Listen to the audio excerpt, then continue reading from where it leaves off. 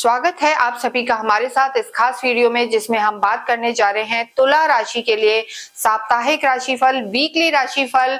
और देखिए, जब भी तुला राशि की बात करते हैं तो शुक्र आपके लॉर्ड हैं और यहाँ पर शुक्र इस समय नीच के जरूर चल रहे हैं, आपके 12वें भाव में हैं। और इसके साथ अगर हम देखें तो बुध जो आपके परम मित्र हैं, योग कारक प्लैनेट हैं, वो इस वीक में अपना राशि परिवर्तन करेंगे। 5 अगस्त को बुध अपना स्थान बदलेंगे और देखिए, अभी आपके भाग्य में थे, सौग्रही थे, आपके कर्म क्षेत्र में आ जाएंगे सूर्य के साथ। बुध आदित्य योग यहाँ पर बनने वाला है और बुध आदित्य योग आपको सफलता भी दिलाएगा, कार्य क्षेत्र में आपको लाभ भी दिलवाएगा और नए नए रास्ते जो हम कहेंगे कि आपके लिए वो खोलने वाला है। तो स्थितियां यहाँ आपकी बेहतर रहने वाली है। देखिए, खर्चे जरूर होंगे, यानी इनकम के रास्ते भी खुलेंगे और व्यय भाव में शुक्र का होना यहाँ पे, यानी आय भी होगी और खर्चे भी होंगे। तो किन चीजों का आपको ध्यान रखना है, कहाँ संभल के रहना है, ये हम इस वीडियो में आपको बताने वाले हैं। देखिए, यहाँ पर अगर हम बात करें तो चंद्रमा भी साप्ताहिक राशिफल में बहुत ज्यादा इंपॉर्टेंट है। चंद्रमा की स्थिति अगर हम देखें तो चंद्रमा इस पूरे ही वीक में मीन में रहेंगे, मेष में रहेंगे, उसके बाद वृषभ और फिर मिथुन में रहने वाले हैं। यहाँ पर अगर हम स्थितियां देखें तो देखिए, चंद्रमा 7 और 8 तारीख को उच्च के रहेंगे, लेकिन वो आपके अष्टम भाव में आएंगे। देखिए, उच्च के चंद्रमा आपकी इंट्यूशन को बहुत बढ़ाने वाले हैं किसी भी रूप में। अगर हम आपके करियर की बात करें, आप ज्योतिष हैं, डिवाइन साइंसेस में काम करते हैं, कंसल्टेंसी करते हैं, अकल्ट से जुड़े हुए हैं, या टीचर है या रिसर्च का कार्य करते हैं, तो ये वीक आपके लिए सफलता दिलाने वाला होगा। उसका रीजन है कि 7 और 8 तारीख को चंद्रमा आपके 8th हाउस में रहेंगे। ये गूढ़ रहस्यों का स्थान है और यहाँ पर जो ये कहते हैं ना कि इंट्यूशन बढ़ना, सिद्धियां प्राप्त होना, पूजा पाठ में मन लगना, वो स्थिति यहाँ पर रहने वाली है। लेकिन मिस फॉर्च्यून का भाव कहते हैं कि कोई ना कोई पुराना राज भी आपका खुल सकता है। तो तुला राशि वालों को यहाँ पर कहाँ सावधान रहना है, 7 और 8 तारीख को आप थोड़ा सा संभल कर रहें। चंद्रमा अष्टम में रह के आपके स्वास्थ्य में दिक्कत कर सकते हैं, नींद में दिक्कत कर सकते हैं। करियर की बात करें तो देखिए, कर्म क्षेत्र के तो आपके लॉर्ड ही हैं और जब कर्म क्षेत्र के लॉर्ड आपके प्रवेश कर जाएंगे अष्टम में, तो कोई बनता बनता काम रुक सकता है या डिले आपके करियर में हो सकता है। लेकिन एक अच्छी बात यहाँ पर यह है कि आपके भाग्येश कर्म क्षेत्र में आ जाएंगे, यानी बुध आदित्य योग आपके कर्म क्षेत्र में बन रहा है, तो वो स्थिति आपके लिए अच्छी है। और देखिए, सूर्य जब भी 10th हाउस में होते हैं तो बली हो जाते हैं, दिग्बल इन्हें प्राप्त होता है, दिशा बल प्राप्त होता है।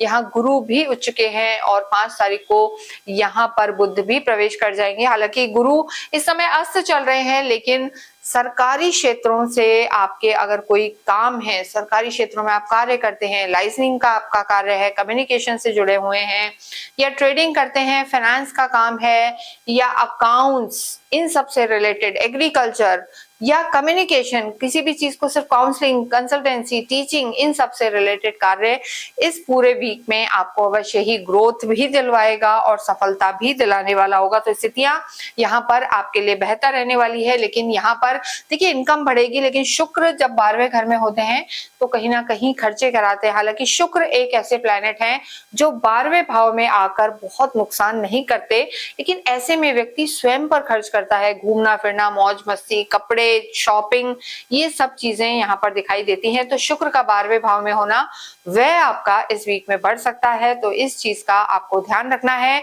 लव लाइफ की जब हम बात करेंगे तो देखिए, शनि लॉर्ड हैं और शनि इस समय वक्रीय भी चल रहे हैं और साथ में आपके 6ठे घर में हैं और केतु की दृष्टि है। तो यहाँ पर तुला राशि वालों को अपनी लव लाइफ को थोड़ा सा संभालना है, ध्यान रख के चलना है। राहु का यहाँ होना थोड़ा सा एक इल्यूजन, भ्रम की स्थिति पैदा कर सकता है या किसी तीसरे व्यक्ति के कहने में आपको नहीं आना, नहीं तो लव लाइफ यहाँ पर आपकी डैमेज हो सकती है, दिक्कत कर सकती है। इस चीज को आपको थोड़ा सा संभालना है। वैवाहिक जीवन की हम बात करेंगे, वैवाहिक जीवन के लॉर्ड आपके मंगल हैं, भाग्य में है, यानी यहाँ पर आपके जो स्पाउस हैं वो थोड़ा सा बिजी रह सकते हैं, लेकिन वैवाहिक जीवन यहाँ पर अच्छा नजर आ रहा है, किसी तरीके की दिक्कत नहीं है। देखिए, आप स्वयं शुक्र हैं, आपके जो स्पाउस हैं मंगल हैं, मंगल और शुक्र अगर हम एक तरीके से देखें तो न्यूट्रल चलते हैं। मंगल की 4थी दृष्टि शुक्र पर पड़ रही है, तो देखिए तालमेल आपका रहेगा। हो सकता है आप कहीं घूमने जा सकते हैं, कोई प्लेजर ट्रिप कर सकते हैं, तो वो तालमेल यहाँ पर नजर आ रहा है, यानी वैवाहिक जीवन में कोई दिक्कत नहीं है। और यहाँ पर आपके स्पाउस को हो सकता है कोई ना कोई रिकॉग्नाइजेशन मिले, कहीं उन्हें कोई अचीवमेंट मिले, ये स्थिति भी नजर आ रही है। स्पाउस का आपके भाग्य में होना आपके भी भाग्य और मान सम्मान को बढ़ाने वाला होगा, तो वैवाहिक जीवन में अच्छा नजर आ रहा है। इसके साथ अगर हम बात करें स्टूडेंट्स की, तो देखिए विद्यार्थियों के लिए राहु का पंचम भाव में होना, काल पुरुष की कुंडली से पंचम भाव से राहु देखा जाता है, राहु का यहाँ होना कहीं ना कहीं अगर हम देखें तो डिस्ट्रैक्शन थोड़ा सा नजर आ रहा है। लेकिन विदेशों में जाके पढ़ना चाहते हैं या टेक्निकल एजुकेशन में आप जाना चाहते हैं या एआई या सोशल मीडिया या जो हम कहेंगे इस तरीके की चीजों में आप जाना चाहते हैं, तो सफलता आपको मिल सकती है। यहाँ पर चीजें आपके लिए ठीक हैं, लेकिन विशेषकर 7 और 8 तारीख को स्टूडेंट्स को ज्यादा फोकस रहने की जरूरत है। थोड़ा सा यहाँ पर कोई ना कोई आपकी संगति बिगड़ सकती है, कंपनी का आपको ध्यान रखना है, या जो घर के बड़े हैं या आपके टीचर्स हैं, मेंटोर्स हैं, वो स्टूडेंट्स का यहाँ पर जरूर ध्यान रखें, तो चीजें आपके लिए बेहतर रहेंगी।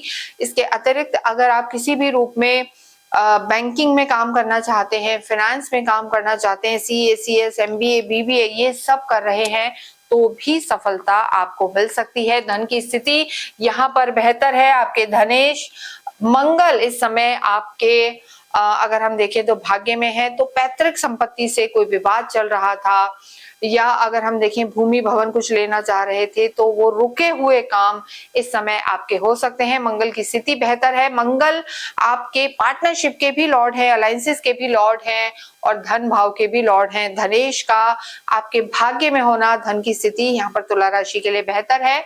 इनकम बढ़ेगी, धन बढ़ेगा और बैंक बैलेंस भी यहाँ पर बढ़ सकता है, बशर्ते कि आप इस नीच के शुक्र का ध्यान रखें और एक्स्ट्रा वैकेंसी में ना जाएं। तो ये वीक आपकी सफलता के द्वार भी खुलेंगे और आपका बैंक बैलेंस भी यहाँ पर बढ़ेगा। स्वास्थ्य की दृष्टि से जब हम बात करते हैं, तो शुक्र का आपके 12वें भाव में होना कहीं ना कहीं कोई पुरानी बीमारी आपको परेशान कर सकती है, इम्यून सिस्टम वीक रह सकता है, फीमेल्स को कोई गायनिक इशू यहाँ पर परेशान कर सकता है। और अगर हम देखें तो राहु का भी देखिए यहाँ पर होना कहीं ना कहीं सडन जो कहेंगे कि कोई बीमारी ऐसी हो जाना जिसमें थोड़ा सा टाइम खिंच सकता है, तो ये परेशानी आपको रह सकती है। विशेषकर अगर हम देखें तो 7 और 8 तारीख को, क्योंकि चंद्रमा आपके 8th हाउस में है, तो आपको अपने स्वास्थ्य का ज्यादा ध्यान रखना है और कहीं बाहर निकलते हैं तो खाने पीने का आप विशेष ध्यान रखें। इसके अतिरिक्त ये पूरा ही वीक आपको सफलता दिलाने वाला होगा, भाग्य आपको साथ देगा, नई अपॉर्चुनिटीज आएंगी। हम ये नहीं कहेंगे कि बहुत आध्यात्मिक आप होते हैं, लेकिन इस समय आप दान पुण्य अवश्य करेंगे। और देखिए अगर तुला राशि वाले इस समय किसी के विवाह में सहयोग देते हैं या किसी कन्या को वो वस्त्रों का दान करते हैं या किसी कन्या को वो पढ़ने से रिलेटेड चीजें या उसकी सामग्री भेंट करते हैं, तो उनको दुर्गा माँ देवी का आशीर्वाद अवश्य मिलेगा। इस पूरे ही समय में आपको शिव पार्वती की आराधना करनी चाहिए। सावन के महीने में शिव पार्वती अर्धनारीश्वर रूप की आराधना करना आपके बड़े बड़े पापों को नाश करने वाला होगा। इसके साथ ही इस वीडियो को हम समाप्त करते हैं। कमेंट बॉक्स में ओम शुभ शुक्राय नमः अवश्य लिखें।